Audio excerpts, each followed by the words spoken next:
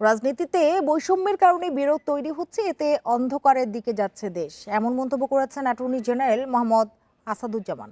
আর শুধু আইন প্রণয়ন নয়, তার সুফল যেন ভোগ করতে পারে সব শ্রেণীর মানুষ, সেটি নিশ্চিতের তাগিদ বিশিষ্টজনদের। শনিবার চীন মৈত্রী সম্মেলন কেন্দ্রে প্রস্তাবিত বৈষম্য বিরোধী আইন নিয়ে নাগরিক সংলাপে এমন মন্তব্য করেন বক্তারা। তার শুধু বৈষম্য বিরোধী আইন নিয়ে নাগরিক সংলাপের আয়োজন করে এসডিজি বাস্তবায়নে নাগরিক প্ল্যাটফর্ম বাংলাদেশ। সংখ্যালঘু মানুষ, ধর্মীয়, আদিবাসী। সংলাপে বলা হয়, ৩ বছর পেরিয়ে গেলেও এখনো সংসদে পেশই হয়নি বৈষম্য বিরোধী আইন। হিজড়া, দলিত সহ পিছিয়ে পড়া জনগোষ্ঠীর বৈষম্য দূরীকরণের লক্ষ্যে আইন প্রণয়নের উদ্যোগ নেওয়া হলেও অগ্রগতি নেই। বিচারের প্রবেশগম্যতা কতদূর হচ্ছে সেটা নিয়ে আমরা কাজ করছি। সংলাপে বক্তারা বলেন, শুধু আইন প্রণয়ন নয়, প্রয়োজন এর বাস্তবায়ন নিশ্চিত করা। আইনটি যেন নারী, শিশু, সংখ্যালঘু, প্রতিবন্ধী সহ সকল নাগরিকের সমান সুযোগ নিশ্চিত করে দাবি তাদের। স্বাস্থ্যসেবা বা শিক্ষা বা কর্মসংস্থানের কাজ করার অধিকার, এগুলোকে সব ঠিক মৌলিক অধিকার হিসেবে আমরা দেখি না, আমাদের সংবিধানে মূলনীতি হিসেবে দেখি, কিন্তু ওগুলো হচ্ছে মূল চাহিদা, যেগুলো ছাড়া আসলে কেউ তার জীবনযাপন ঠিক মতো করতে পারে না। সেই জন্য এগুলো প্রত্যেকের ক্ষেত্রে যেখানে বৈষম্য হচ্ছে সেখানে বৈষম্য নিরসনের জন্য ব্যবস্থা দরকার, প্রতিকার দরকার। বৈষম্য বিরোধী আইনটি শুধু ঘোষণার মধ্যে সীমাবদ্ধ না রেখে বাস্তবায়নের স্পষ্ট রূপরেখা থাকা জরুরি।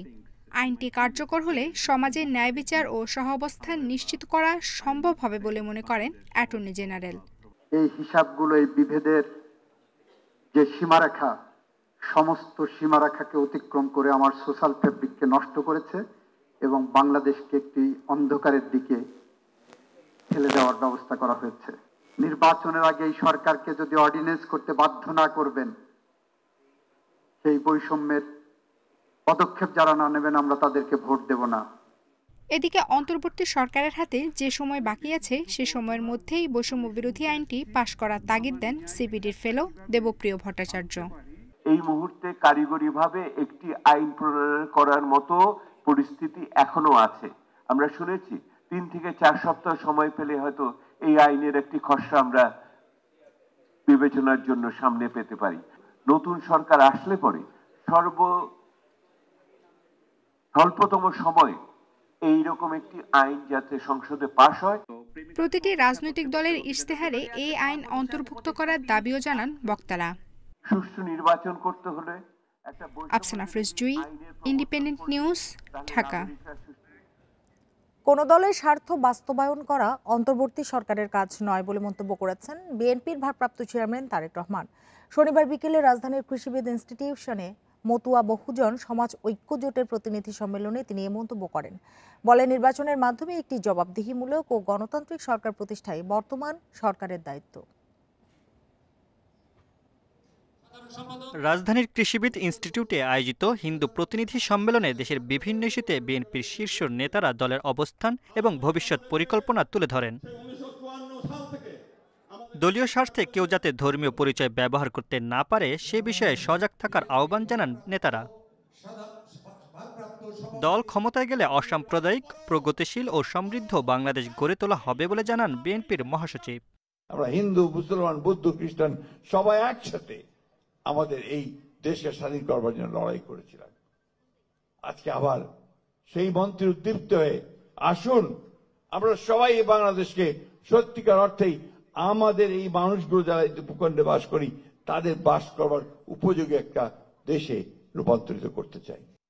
অনুষ্ঠানে লন্ডন থেকে ভার্চুয়ালি যোগ দেন বিএনপির ভারপ্রাপ্ত চেয়ারম্যান তারেক রহমান। বলেন, কোনো দলের স্বার্থ বাস্তবায়ন করা অন্তর্বর্তী সরকারের কাজ নয়। আইনের শাসন ছাড়া দেশে কেউ নিরাপদ নয় বলেও মন্তব্য করেন তিনি। ফ্যাসিবাদের রোশানল থেকে বাঁচতে ফ্যাসিবাদের বিরোধীদের কেউ কেউ যে উপায় গুপ্ত কৌশল অবলম্বন করেছিল, পতিত পরাজিত ফ্যাসিবাদী অপশক্তিও বর্তমানে একইভাবে গুপ্ত কৌশল অবলম্বন করে দেশকে গণতন্ত্রের উত্তরণের পথকে বাধাগ্রস্ত করে তুলছে কিনা সে ব্যাপারে সজাগ দৃষ্টি রাখার জন্য আমি অন্তর্বর্তীকালীন সরকার এবং ফ্যাসিবাদ বিরোধী গণতান্ত্রিক শক্তিগুলোর প্রতি বিশেষভাবে আহ্বান জানাতে চাই। বিএনপি ক্ষমতায় গেলে পিছিয়ে পড়া পরিবারে নারী সহায়তা কার্ড, সব ধর্মের মানুষের জন্য নিরাপদ দেশ গড়ার অঙ্গীকার করেন তারেক রহমান। Mamunur Rahman, independent news, Dhaka. কিছু দল ঢাকায় বসে জনগণের কথা বলে দলীয় সিদ্ধান্ত বাস্তবায়নে চাপ দিচ্ছে। এটা স্বৈরাচারী মানসিকতা বলে মন্তব্য করেছেন বিএনপি নেতা আমির খসরু মাহমুদ চৌধুরী। জুলাই সনদ বাস্তবায়নে গণভোট সহ নানা ইস্যুতে কথা বলেন তিনি। আর জামায়াত নেতা হামিদুর রহমান আজাদ বলেছেন, জামায়াতের বিরুদ্ধে এ অভিযোগ সঠিক নয়। সকালে রাজধানীতে এক অনুষ্ঠানে নেতারা এসব কথা বলেন। জনতার ইশতেহার শিরোনামে আলোচনা সভার আয়োজন করে ট্রেস কনসাল্টিং নামের একটি প্ল্যাটফর্ম। এতে অংশ নেন রাজনীতিবিদ ও পেশাজীবীরা। তবে আলোচনায় গুরুত্ব পায় ঐকমত্য কমিশন ও জুলাই সনদ প্রসঙ্গ। বিপ্লবী ওয়ার্কার্স পার্টির সাধারণ সম্পাদক সাইফুল হক বলেন, রাজনৈতিক দলগুলো মাঠ দখলের প্রতিযোগিতা করলে বর্তমান সংকট থেকে উত্তরণ ঘটবে না। আজকে হচ্ছে নভেম্বরের 8 তারিখে, এখন আমরা বুকে হাত দিয়ে বলতে পারছি না যে ফেব্রুয়ারির প্রথম অংশে নির্বাচন হবে, অথচ গুরুত্বপূর্ণ রাজনৈতিক দলগুলো এই পোডিয়ামে তা কিন্তু আছেন। অনুষ্ঠানে আমির খসরু মাহমুদ চৌধুরী বলেন, জুলাই সনদ নিয়ে যতটুকু ঐকমত্য হয়েছে কারো চাপে তার চেয়ে বেশি বাস্তবায়নের সুযোগ নেই। সংসদে পাশ হওয়ার আগে গণভোটের বিধান নেই বলেও জানান তিনি। তবে চাপ তৈরির অভিযোগ প্রত্যাখ্যান করেছেন জামায়াত নেতা। ম্যান্ডেটের জন্য যান না জনগণের কাছে। ঢাকা শহরে কিছু লোক বসে, কিছু দল, কিছু ব্যক্তি যদি মনে করে তাদের উপরে সব সিদ্ধান্ত নির্ভর করছে, এটা তো ভুল ধারণা। এটা তো স্বৈরাচারের মন মানসিকতা থেকে আমরা সরতে পারতেছি না কেন জানি। আমরা বসে সিদ্ধান্ত নিতে হবে, এটা কোন ধরনের কথা হইলো? এইটা ঠিক, ওটা ঠিক না। হু আর উই টু ডু দিস? আরেকটি বড় দল যদি রাস্তায়, বৃহত্তর দল বাংলাদেশে যদি রাস্তায় নামে এগুলোর প্রতিবাদে, তখন তো সংঘর্ষ হবে না। আমরা 3 জোটের রূপরেখা সেই সময় আন্দোলনকারী একসাথে এগ্রিমেন্ট করছিলাম, তো জাস্টিস শাহাবুদ্দিন সাহেবের নেতৃত্বে ইলেকশন হয়েছিল। এই ইলেকশন হওয়া ছাড়া পরে কি সংস্কারের কোনো কাজ বাস্তবায়ন হয়েছে? এই জন্য আমরা চুন খেয়ে যার মুখ পড়েছে সে দই দেখলে ভয়। আমরা এই দই আর খাইতে চাই না, যেটা চুনের আড়ালে লুকায়িত আছে। বিএনপির মহাসচিবকেও কিন্তু আমাদের পক্ষ থেকে নক করা হয়েছে। ওই সময় রিপ্লাই দিয়েছেন, জামাতের আহ্বানে সাড়া দিবেন না। পরে শেখ হাসিনা ও আওয়ামী লীগের ব্যাপারে সবাইকে স্পষ্ট করে বলতে হবে বলে জানান প্রধান উপদেষ্টার প্রেস সচিব। শেখ হাসিনা বা আওয়ামী লীগের বিষয়ে সবার একটা স্পষ্ট বলতে হবে আমরা কি চাই। কারণ আজকেও আপনি দেখবেন যে সে বলছে যে যারা জুলাইয়ের আন্দোলন করেছেন সবাই টেরোরিস্ট। এই বিষয়ে আমার মনে হয় পলিটিক্যাল পার্টিগুলো শক্ত একটা অবস্থান নিতে হবে, কেননা এটা আমাদের জন্য এক্সিস্টেন্সিয়াল থ্রেট। শফিকুল আলম আবারও জানান, ফেব্রুয়ারির প্রথমার্ধে নির্বাচন হবেই। ফেব্রুয়ারির প্রথমার্ধে হবে। শাহাদাত স্বপন, ইন্ডিপেন্ডেন্ট নিউজ, ঢাকা। দেশের রাজনৈতিক বলয়ে নতুন কোনো দল আসুক তা চায় না বড় রাজনৈতিক দলগুলো, এমন মন্তব্য করেছেন এনসিপি সিনিয়র যুগ্ম আহ্বায়ক সামান্তা শারমিন। শনিবার ঢাকা রিপোর্টার্স ইউনিটিতে এক অনুষ্ঠানে মন্তব্য করেন তিনি। বলেন, জনগণকে রাজনৈতিক গোলকধাঁধার মধ্যে আটকে রাখা হয়েছে, রাজপথে বুক পেতে থাকা তরুণদের উপেক্ষা করা হচ্ছে বলেও মন্তব্য করেন তিনি। বলেন, জুলাই সনদ যদি বাস্তবায়ন না হয় তাহলে নতুন করে গণ অভ্যুত্থানের সম্ভাবনা উড়িয়ে দেওয়া যায় না। তার দাবি, পুরনো রাজনৈতিক দলগুলোর বুদ্ধিবৃত্তিক সক্ষমতা নেই, তাই মৌলিক কাঠামোতে পরিবর্তন আনতে হবে। তিনি হুঁশিয়ারি দেন, জুলাই সনদ বাস্তবায়নে বাধা দেওয়া হলে তরুণ সমাজ মেনে নেবে না।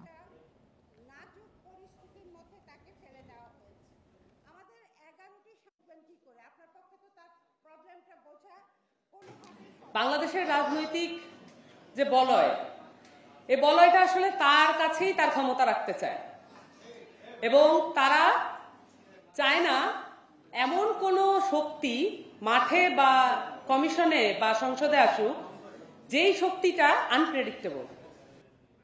ওয়ানডে ও টি-20 সমালোচনায় টালমাটাল বাংলাদেশ দল। কোচিং স্টাফে ভূমিকায় পরিবর্তন, আশরাফুলে যুক্ত হওয়া, লিটন মিরাজের সমালোচনা।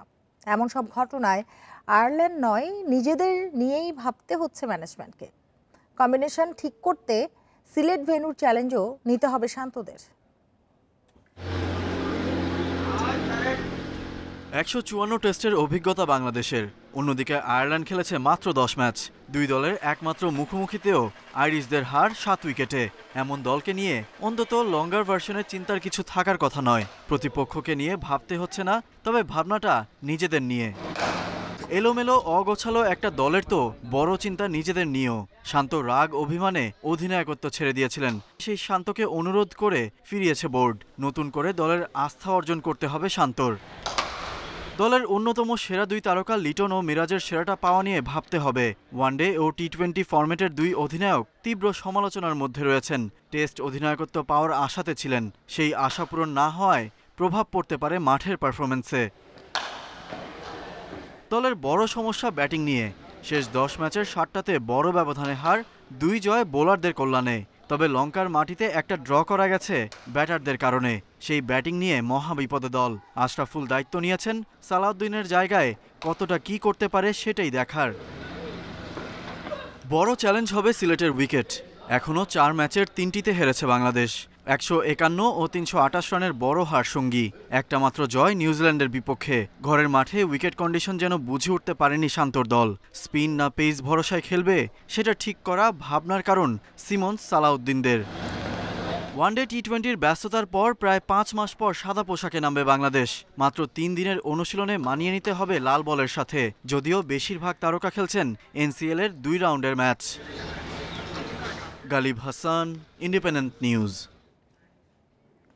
জাতীয় নারী দলের সাবেক নির্বাচক মঞ্জুরুল ইসলামের বিরুদ্ধে ক্রিকেটার জাহানারা আলমের যৌন হয়রানির অভিযোগের ভিত্তিতে নানান মহল থেকে চাপে বিসিবি। সুষ্ঠু তদন্তে বোর্ডকে স্বচ্ছ প্রক্রিয়া অনুসরণের তাগিদ সবার। বাংলাদেশ ক্রিকেটে পিছু ছাড়ছে না বিতর্ক সমালোচনা।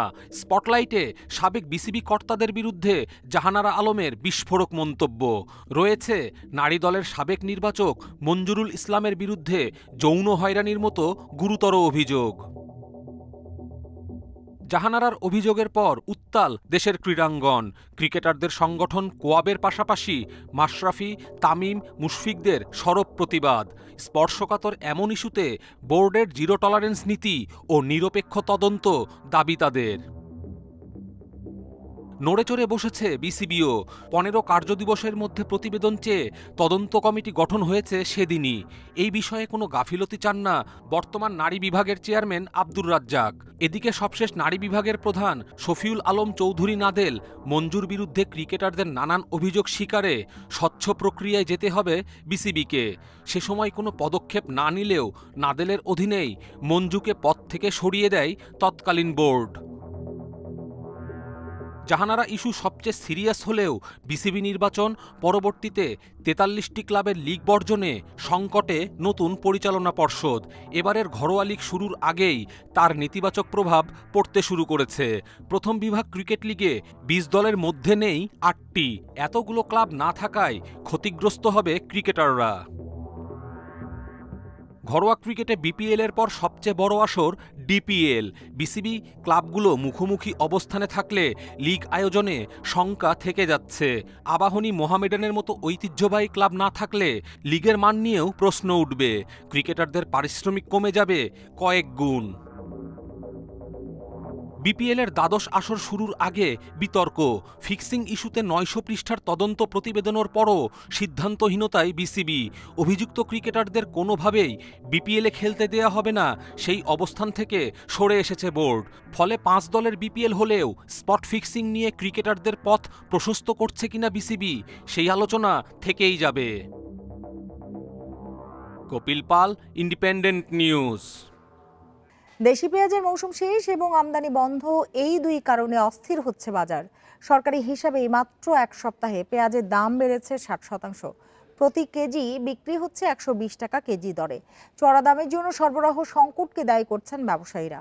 এমন পরিস্থিতিতে পেঁয়াজ আমদানির জন্য বাণিজ্য মন্ত্রণালয়ে সুপারিশ করেছে ট্যারিফ কমিশন। বাজারে চাহিদা মতো পেঁয়াজ কেনা গেলেও গুনতে হচ্ছে চড়া দাম। খুচরা বাজারে 1 কেজি পেঁয়াজ বিক্রি হচ্ছে 110 থেকে 120 টাকায়। চড়া দামের জন্য পেঁয়াজ কিনতে হিমশিম খাচ্ছেন ভোক্তারা। আর বিক্রেতাদের দাবি, চাহিদার তুলনায় সরবরাহ কমে যাওয়ায় পেঁয়াজের দাম বাড়ছে। দেশি বীজ দিয়ে খালি কি দেশ চলে ভাই? চলে না তো, ইন্ডিয়ান নাই, এই কারণে কেমনে বাজার একটু বেশি হবে ভাই। সব সরকারই বলে যে সব কিছু দাম কমাইবো, এটা বাড়াইবো, এটা কি কমাইবো, যে আসে লঙ্কায় যে যায় এই বির হয়। রাজধানী সহ সারা দেশে পেঁয়াজ আসে মূলত পাবনা, ফরিদপুর এলাকা থেকে। মজুদ কমে যাওয়ায় সেখানেও দাম বাড়ছে বলছেন কৃষকরা। পেঁয়াজ যে পরিমাণ ছিল এখন অর্ধেকের কমে গেছে, বুঝলেন। যার যে ঘরে যেটুকু আছে এটুকুই দাম পাচ্ছে, মনে করেন বাইরে গেছে দাম। কিনতেও পারতেছি না, সাহসেও পাচ্ছি না, কুলিতেও পারতেছি না। দেশে পেঁয়াজের বার্ষিক চাহিদা 25 থেকে 27 লাখ টন, দেশীয় উৎপাদন প্রায় 21 লাখ টন। এই হিসাবে প্রতি বছর 6 লাখ টন পেঁয়াজ আমদানি করতে হয়। তবে দীর্ঘদিন আমদানি বন্ধ থাকা ও দেশি পেঁয়াজের মৌসুম শেষ হওয়ায় সংকট তৈরি হয়েছে বলে দাবি শ্যামবাজার পেঁয়াজ ব্যবসায়ীদের। তাদের মতে পরিস্থিতি উন্নয়নে আমদানির বিকল্প নেই। ইমিডিয়েট আইপি না পেঁয়াজ পাবেই না, তো পেঁয়াজই তো নাই, আসলেও তো নাই। যেরকম আমাদের দেশে সবসময় পেঁয়াজ 20% ঘাটতি থাকে, সেই ঘাটতিটা মনে করেন এবার হয়তো 10% বা 15% ঘাটতি ছিল, সেটা তো এখনও আছে। সেই ঘাটতিতে থাকাতে আজকে দেখেন পেঁয়াজ তো সাধারণ মানুষ তো পেঁয়াজ খাইতে পারতেছে না। পেঁয়াজের বাজার নিয়ন্ত্রণ ও মধ্যস্বত্বভোগীদের দৌরত্ব কমাতে আমদানি সুপারিশ করে সম্প্রতি বাণিজ্য মন্ত্রণালয়কে চিঠি দিয়েছে trade and tariff commission. Shahid Ahmed, independent news, Dhaka. উত্তরাঞ্চলে নৌপথে পণ্য পরিবহনের সুবিধা বাড়াতে পাবনা নগরবাড়িতে চালু হলো আধুনিক নদী বন্দর। শনিবার সকালে আধুনিক টার্মিনাল কমপ্লেক্সের উদ্বোধন করেন নৌপরিবহন উপদেষ্টা এম সাখাওয়াত হোসেন। এ সময় তিনি বলেন, এই বন্দর চালু হওয়ায় পণ্য খালাসের গতি বাড়বে অন্তত 10 গুণ। সেই সঙ্গে সরকারের রাজস্ব আয়ের পাশাপাশি বাড়বে কর্মসংস্থান। উত্তরাঞ্চলের অন্যতম প্রবেশদ্বার পাবনার নগরবাড়িতে চালু হলো আধুনিক নদী বন্দর। চট্টগ্রাম ও মোংলা বন্দর থেকে পণ্যবাহী জাহাজ আমদানির পর উত্তরাঞ্চলের 16 জেলায় কয়লা, সার, পাথর সহ বিভিন্ন পণ্য সরবরাহ করেন ব্যবসায়ীরা। এটি চালু হয় প্রাণ ফিরেছে এ নৌরুটে। পণ্য পরিবহনের রাজধানীর সাথে সড়কপথে দূরত্ব কমেছে প্রায় 80 কিলোমিটার। যমুনা সেতুর উপরও কমবে চাপ। কম খরচে সহজেই নদীপথে সার, কয়লা, সিমেন্ট, পাথর সহ অন্যান্য পণ্য আনা নেওয়া যাবে। তবে নাব্যতা ঠিক রাখাই এই নদীবন্দরের প্রধান চ্যালেঞ্জ। নৌপথের নাব্যতাটা ঠিক রাখা।